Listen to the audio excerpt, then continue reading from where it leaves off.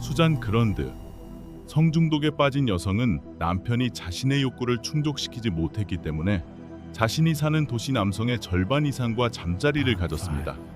아름답고 우아하며 환한 미소와 매력적인 몸매를 가진 수잔 그런드는 쉽게 남성을 유혹하고 자신의 뜻대로 따르게 만들 수 있었습니다.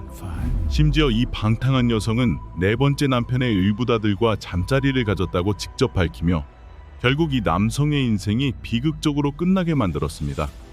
새빨간 거짓말이 끔찍한 살인 사건으로 이어지며 당시 상류층 사회 전체를 뒤흔들었습니다. 이야기를 시작하기 전에 새로운 영상이 올라올 때마다 알림을 받을 수 있도록 채널을 구독하는 것을 잊지 마십시오. 이제 미국 인디애나주 페루에서 실제로 발생한 사건을 함께 파헤쳐 보겠습니다.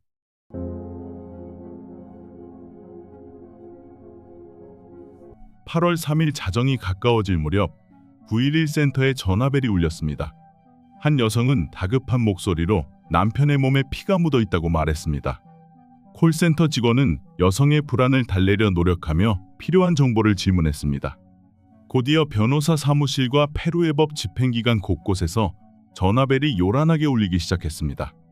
피해자는 47세의 제임스 그런드, 일명 지미로 불리는 유명한 변호사이자 마이애미 카운티의 전직 검사였습니다. 이 소식은 곧바로 도시 전체에 충격을 안겨주었습니다. 피해자는 명망 있고 권력 있는 가문 출신이었기 때문입니다. 과거에 제임스의 넓고 잘 관리된 집에서 열린 파티에 참석했던 경찰관들이 이제 그곳에 도착해 살인 현장을 조사했다. 현장에서 제임스는 왼쪽 눈을 총으로 맞아 사망한 상태였습니다.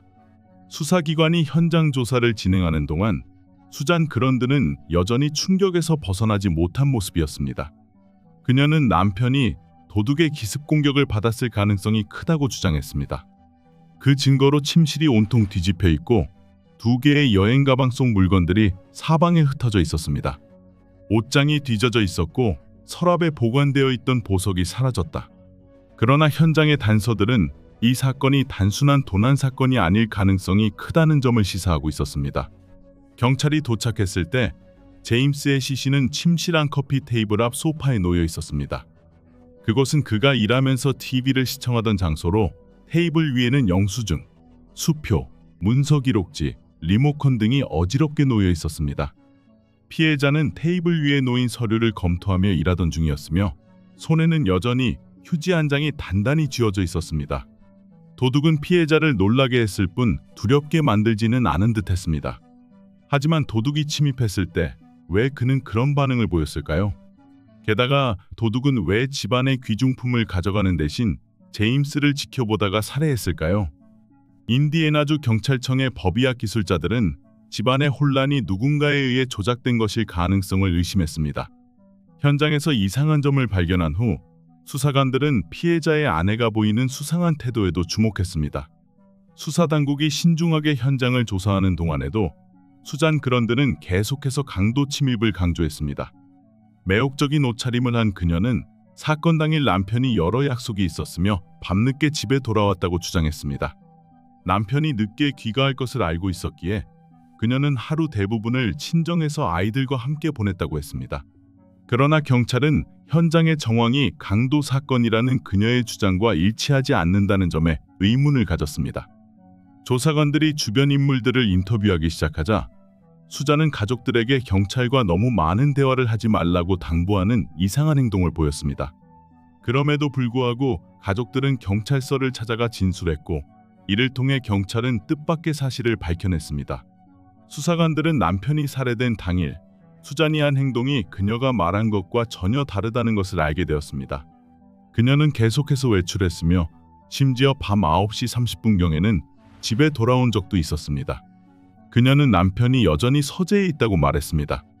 또한 사건이 발생한 밤, 딸이 아버지에게 인사를 하려고 방에 들어가려 했을 때 수잔은 이를 막으며 제임스가 이미 잠들었다고 말했습니다.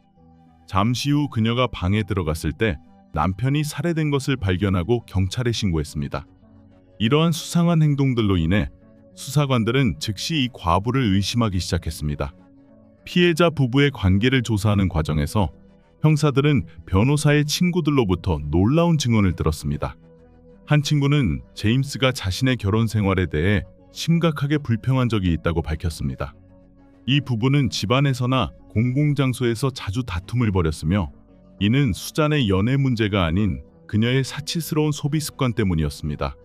수잔이 사치스럽게 소비하는 옷, 보석, 속옷, 자동차 등 값비싼 물건들은 제임스에게 자신이 사랑받지 못하는 아내와 함께 갇혀있는 듯한 기분을 들게 했습니다. 더 심각한 것은 제임스는 자신이 아내에게 단순한 도구에 불과하다는 결론을 내리게 되었습니다. 수잔이 사랑한 것은 자신이 아니라 그룬드가의 명성과 상류층 신분이라는 사실을 깨달은 순간 그는 깊은 상실감과 배신감을 느꼈습니다. 사랑받지 못하고 철저히 소외된 감정을 견딜 수 없었던 제임스는 마침내 결단을 내립니다. 7월 중순 그는 페루에 있는 동료 변호사를 만나 이혼 절차를 시작해달라고 요청했습니다. 다만 그는 수잔과 그녀의 두 아이가 알래스카에서의 긴 휴가를 마치고 돌아올 때까지 공식적으로 서류를 제출하지 않기로 결정했습니다. 그러나 운명의 여름 휴가 동안 제임스는 자신의 결정을 수잔에게 알렸습니다. 그리고 가족이 8월 1일 도시로 돌아왔습니다. 그로부터 단 이틀 뒤 제임스는 싸늘한 주검이 되어 발견되었습니다. 이 일련의 단서를 통해 경찰은 수잔을 정식으로 수사하기로 결정했고 곧 그녀에 대한 충격적인 진실이 하나씩 밝혀지기 시작했습니다.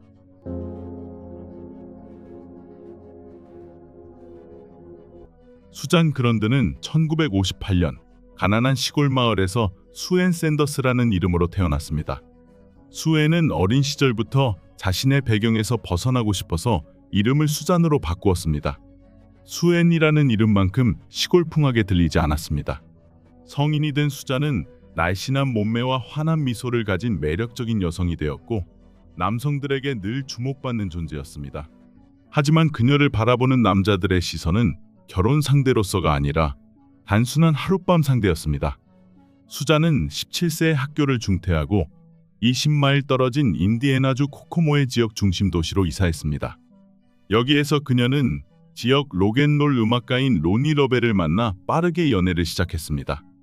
두 사람은 1975년에 만나고 불과 몇 주 만에 결혼했습니다.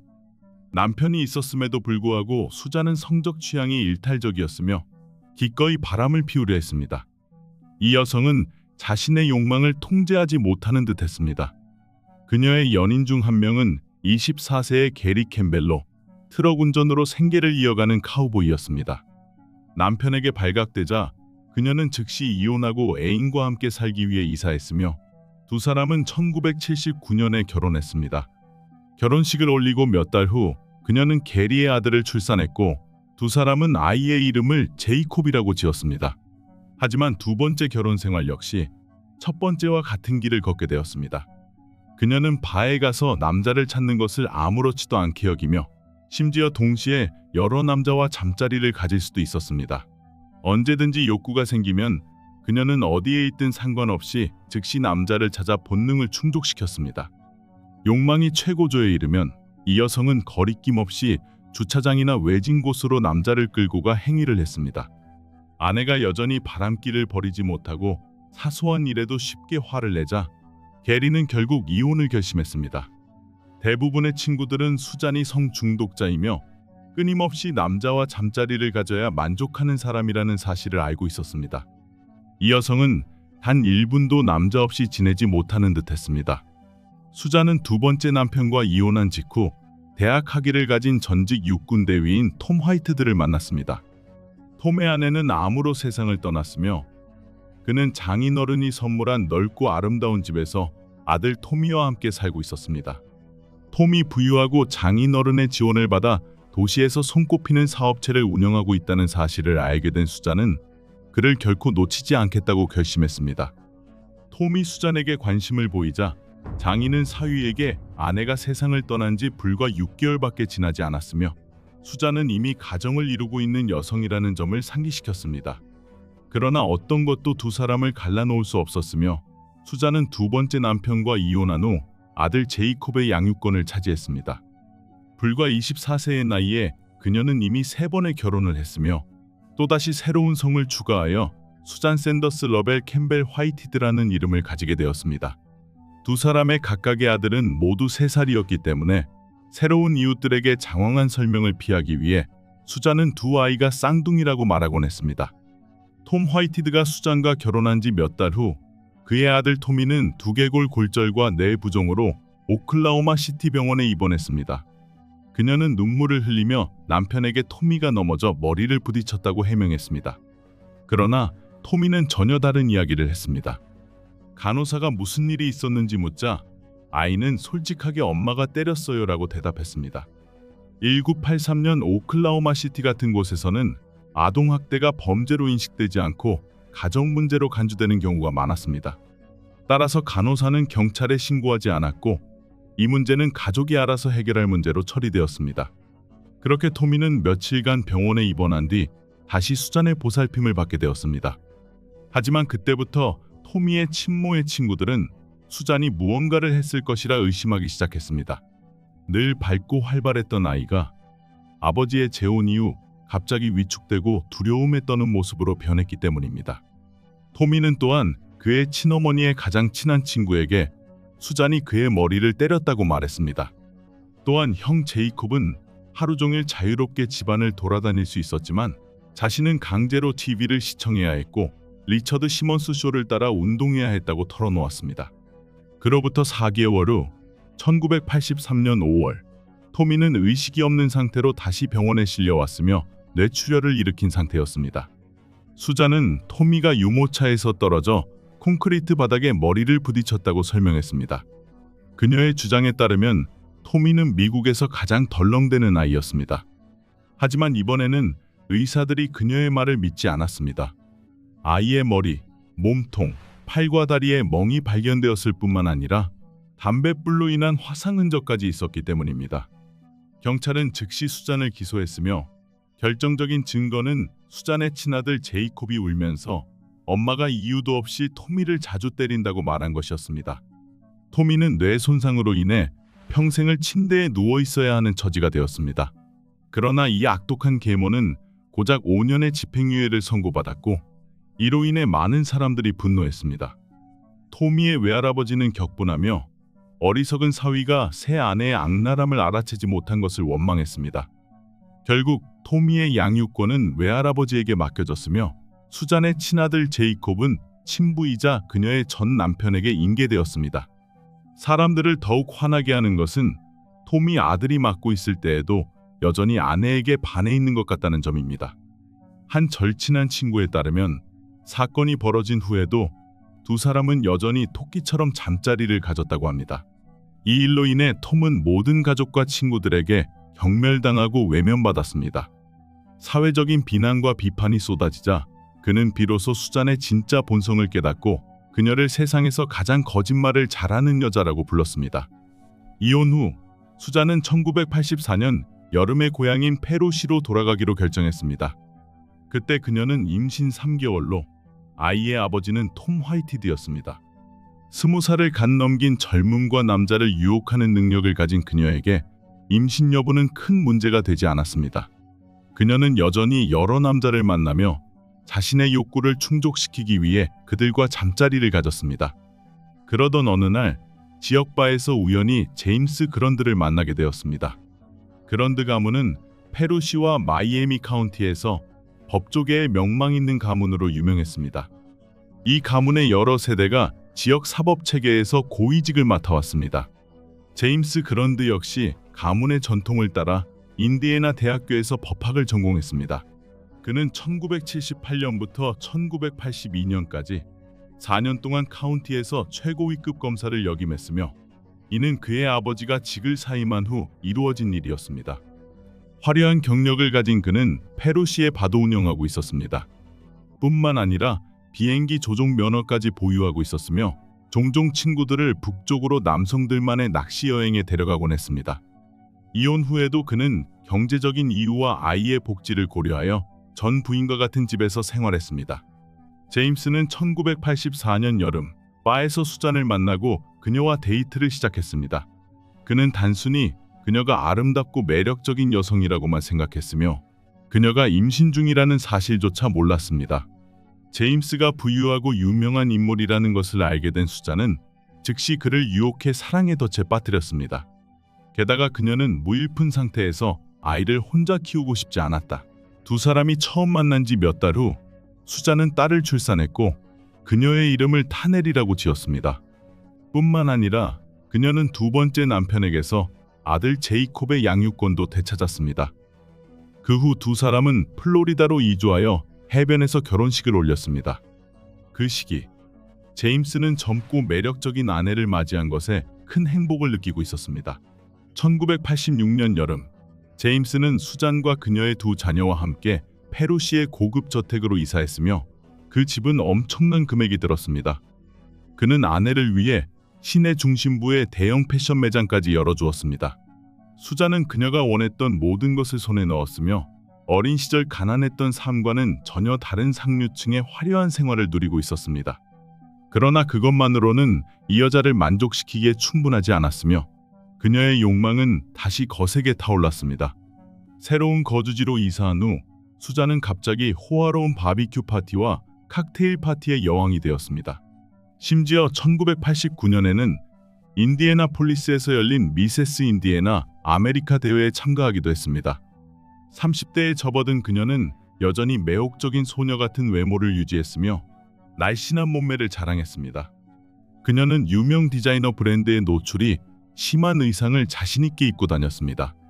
제임스가 낚시 여행을 가거나 출장으로 집을 비울 때면 그녀는 남편의 가방에 자신의 도발적인 사진을 슬쩍 넣어두곤 했습니다. 하지만 제임스만이 그런 사진을 받은 유일한 사람이 아니었습니다. 나이가 들면서 그의 성기능이 예전 같지 않자 수잔은 다시 방탕한 생활로 돌아갔습니다. 원래부터 바람기가 심했던 그녀는 새 연인을 찾아 자신의 애정사를 더욱 풍부하게 만들려 했습니다. 얼마 지나지 않아 페루시 전역에서는 수잔의 문란한 생활이 화제가 되었습니다. 수잔은 자신의 남성 편력을 절친한 친구들은 물론 친어머니와 언니에게까지 거리낌 없이 털어놓았습니다. 그녀는 자신의 연인의 숫자를 숨기지도 않았습니다. 그 중에는 회계사, 지역의 잘생긴 경찰, 침례교회의 독실한 신자도 포함되어 있었습니다. 더 나아가 그녀는 심지어 남편의 친구들과 동료들과도 잠자리를 가졌습니다. 그녀의 유혹은 바에서 시작되었고 불륜의 밤은 인디애나폴리스의 호텔이나 그녀의 언니가 사는 코코모의 아파트에서 이루어졌습니다. 이 여자는 심지어 동성애자 남성들까지 유혹하려 했으며 그녀가 갈망하는 관심을 얻기 위해서라면 무엇이든 마다하지 않았습니다. 제임스는 아내에 대한 여러 소문을 들었지만 그저 고개를 저으며 어쩔 수 없다는 듯 넘겼습니다. 그는 자신이 아내의 욕구를 충족시켜줄 수 없다는 사실을 알고 있었기 때문입니다. 그 누구도 부인할 수 없는 사실은 두 사람의 결혼 생활이 변화하기 시작했다는 점이었습니다. 시간이 지나면서 제임스는 점점 더 친구들과 낚시를 즐기고 진토닉을 마시는데 많은 시간을 보내게 되었습니다. 그러나 이는 오히려 수잔에게 새로운 남자를 찾을 수 있는 완벽한 기회를 제공하는 계기가 되었습니다. 페루시의 절반에 해당하는 경찰과 검사들은 이미 두 사람의 결혼 생활에 대한 불화와 논란을 알고 있었습니다. 그리고 이 도시의 남성 절반은 이미 수잔과 잠자리를 가졌다는 소문이 퍼졌습니다. 이로 인해 경찰은 수잔이 자신의 성적 욕망을 충족하지 못해 남편을 살해했을 가능성을 의심하기 시작했습니다. 그러나 수사는 초반부터 난항을 겪었으며 결정적인 증거가 부족해 상황은 점점 복잡해졌습니다. 그런 가운데 제임스와 첫 번째 아내 사이에서 태어난 아들 데이비드가 중요한 단서를 제공했습니다. 데이비드는 경찰이 사건 현장에서 9mm 탄피를 발견했다는 사실을 듣고 한 가지 사건을 떠올렸습니다. 사건이 발생하기 한 달 전인 7월 4일 기이한 사건이 벌어졌습니다. 데이비드의 집에서 9mm 권총 한 자루가 도난당한 것이었습니다. 그런데 놀랍게도 그날 오후 수잔이 그의 집을 찾아와 총을 어디에 보관하는지 물었던 것입니다. 그날 밤 불꽃놀이를 보고 집으로 돌아온 데이비드는 누군가가 집에 침입해 유일하게 권총만을 가져갔다는 사실을 알게 되었습니다. 데이비드는 한때 그 권총을 사용해 기둥을 겨냥해 발사한 적이 있음을 기억해냈습니다. 경찰은 즉시 그때 발사된 탄환을 회수하여 제임스 사건의 탄환과 비교 분석을 진행했습니다. 결과는 충격적이었습니다. 두 개의 탄환은 완벽하게 일치했으며, 즉 데이비드의 집에서 도난당한 권총이 그의 아버지를 살해한 흉기라는 사실이 밝혀졌습니다. 살인 사건이 발생한 직후 수잔은 즉시 25만 달러에 달하는 제임스의 생명보험금을 청구하는 절차를 진행하기 시작했습니다.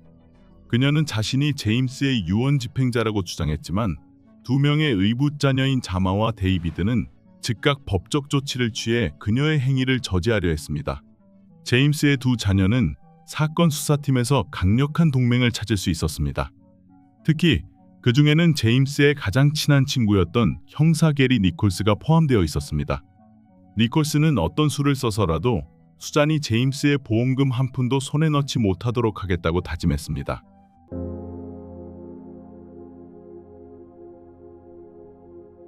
그리고 사건 발생 3개월 후인 11월 2일, 우연한 사건이 모든 것을 바꿔놓으며 경찰이 결정적인 단서를 손에 넣게 되었습니다. 그날 수잔의 여동생인 달린 워든이 이 사건의 주임 수사관인 밥 브린슨을 우연히 마주쳤습니다. 달린은 잠시 주저한 끝에 오랫동안 마음속에 간직해왔던 이야기를 공유하기로 결심했습니다. 그녀는 오랫동안 죄책감에 시달려왔으며 더 이상 이 비밀을 간직할 수 없다고 말했습니다. 달린의 증언은 사건의 중요한 퍼즐 조각을 맞추는 결정적 열쇠가 되었습니다. 그녀는 9월 2일 수잔이 자신과 어머니 넬리 샌더스에게 직접 제임스를 살해했다고 고백했다고 밝혔습니다. 뿐만 아니라 범행에 사용된 흉기는 9mm 권총이었으며 현재 그것이 크리스마스용 곰인형 안에 숨겨져 있다고도 말했습니다. 그 곰인형은 집에서 세탁실에 보관해둔 명절 장식품 상자 안에 감춰져 있었습니다. 달리는 너무 충격을 받아 혼란스러웠지만 결국 언니를 돕기로 했습니다. 그날 밤 수잔, 그녀의 어머니 넬리 샌더스, 그리고 달린 세 사람은 총을 꺼내 다른 곳에 숨기기로 했습니다. 그들은 권총을 커다란 금속 냄비의 바닥에 놓고 그 위에 시멘트를 부어 단단한 콘크리트 덩어리로 만들었습니다.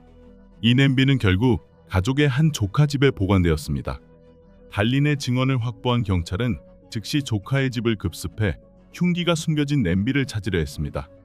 그러나 경찰이 도착했을 때 냄비는 이미 사라진 상태였습니다. 비록 결정적 증거인 총을 찾지 못했지만 11월 4일 경찰은 여전히 수잔을 살인 혐의로 체포하기로 결정했습니다. 조사가 계속 진행되는 동안 검사는 1993년 가을에 열릴 재판을 위한 서류를 준비했습니다. 재판이 시작되기 약 10주 전 수잔의 어머니인 넬리 샌더스 씨가 경찰서에 출두했습니다. 그녀는 경찰의 손에 넘어가는 것이 두려워 자신의 다락방에 냄비를 숨긴 장본인이었습니다. 양심의 가책을 느끼고 공범으로 기소될까 두려워 그녀는 모든 사실을 자백했습니다. 당국은 그녀가 묘사한 위치에서 흉기를 신속하게 찾아냈으며 이는 수잔의 재판을 더욱 수월하게 만들었습니다. 수잔의 재판은 1993년 9월 27일에 시작되었으며 페루시의 모든 주민들의 관심을 끌었습니다. 이 사건은 충격적이었습니다. 왜냐하면 수많은 가족의 비밀이 밝혀졌고 이는 사건의 진실을 해석하는 핵심 요소가 되었기 때문입니다. 재판에서 가장 충격적인 순간은 피해자와 피고인의 가족들의 증언에서 나왔습니다. 총기를 숨긴 이유에 대해 수잔은 모순되고 이해하기 어려운 설명을 내놓았습니다.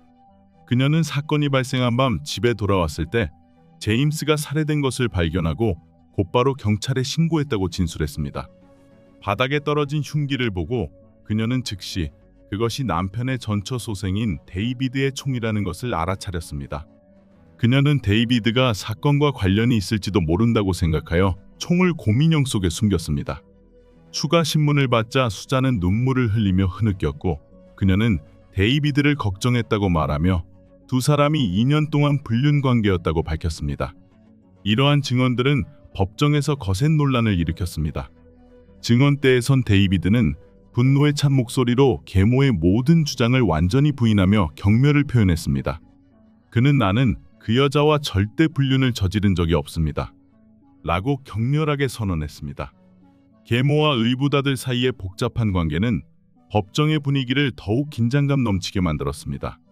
수잔의 다른 가족들, 즉 친어머니인 넬리와 여동생 달린 역시 그녀를 신랄하게 비판했습니다.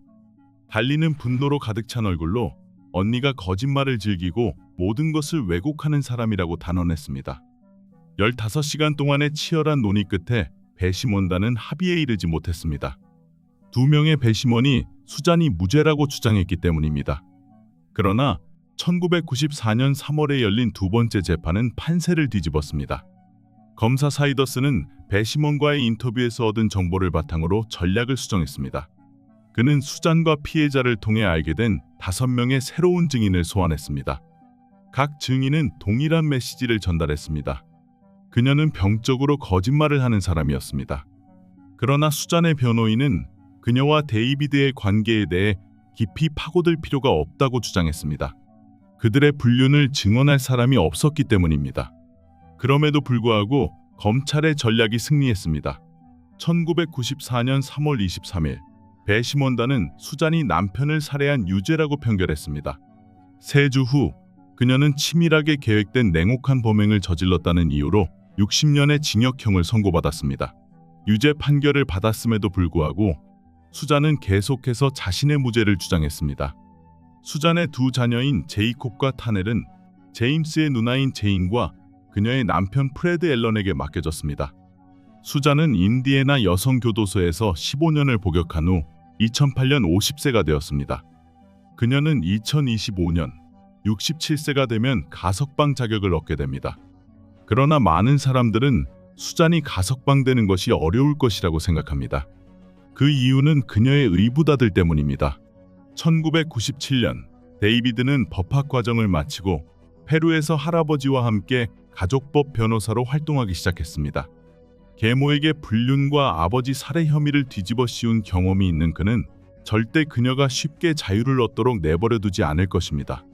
도시의 절반에 달하는 남성과 관계를 맺고 남편을 살해한 뒤 의붓아들에게 누명을 씌운 여자의 이야기는 여기에서 마무리됩니다. 이 사건에 대한 여러분의 의견과 감정을 댓글로 공유해주세요. 영상은 여기까지입니다. 좋아요 버튼과 구독을 눌러주세요. 이는 저희가 더욱 의미 있는 콘텐츠를 제작하는 데 큰 도움이 됩니다. 시청해주셔서 감사합니다. 다음 영상에서 다시 만납시다.